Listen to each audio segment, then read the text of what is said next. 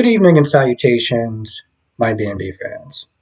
So I haven't did a video in a while on B&B, mostly because they've just been having the same conversation over and over and over again, particularly with Steffi, RJ, Brooke, and Ridge. Okay? You're all listening to saying the same thing. Why can't we not be there for Eric? Why can't we not sit there and comfort him? Why can't we not do this? Why do we have to sit there and pretend? You know the answer. Okay? And the fact that y'all been having the same conversation for 2 days, um, I feel like in some ways it's kind of like a middle finger to the fans. It's like, why are we doing this for? This show is literally 18 something minutes long. You might want to think about picking up the pace a little bit. Um, RJ was there talking about what happened to Eric and how his health is failing and how Donnie keeps there trying to get him to the hospital. He doesn't want to go and yada yada yada. Just really giving him an update. Feeling super guilty, of betraying his trust. But just like at this point, there's really nothing to feel guilty about. They already know, and they've known for a while now. So the whole guilt thing should have kind of just been put to the side at this point. Now, Eric, right? Eric wants to go out his way, right? He doesn't want people to pity him. He understands that he's dying. He accepted that, right? But he wants to go out doing what he loves to do. And this is the reason why he didn't want everyone to know about his illness, because not only does he want to do what he wants to do, but he also has to sit there and try to explain to them, constantly hold their hands and tell them, hey, listen, this is what I want to do, right? And the pushback that he keeps getting, the fact that they want him to go to the hospital, and he's like, I don't want to be in a hospital. I want to be poked in product and just laying on the bed waiting to die, right? That's from his perspective.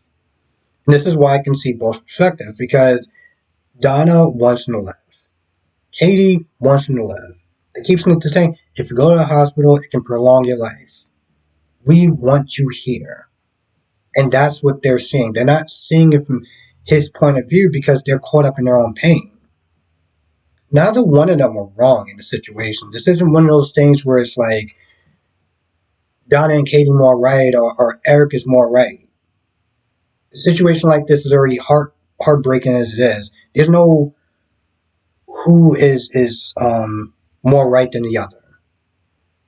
But one of the things that Eric says before the episode ends is that he wants to have a party, a celebration, right? He can have his funeral later on. He wants to sit there and have a celebration. Now, on a more positive side, and I think people are going to know where I'm going when he asks Donna to model for him in this purple dress. Listen, Donna got it going on.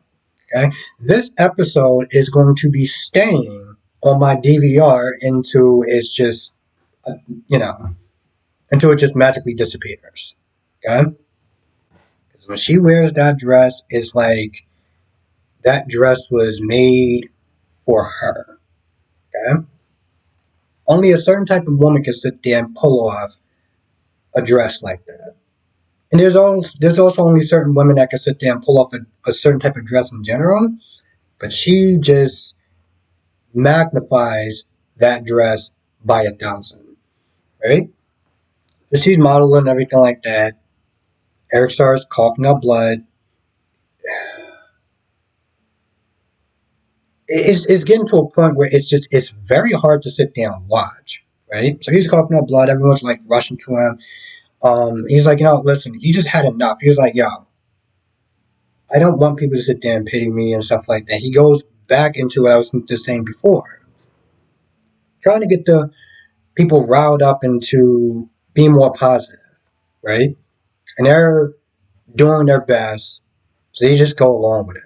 They go along with his idea of throwing a party because, what else are they really going to do? Eric is one of those type of people, like Steffi said. Stephanie wasn't just Stephanie was not the only stubborn one in the relationship. He was stubborn as well.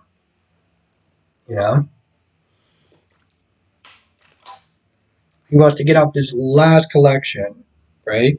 He wants to get out this last collection. So I think it'd be kind of interesting to sit there and see another fashion show, not in a competition way.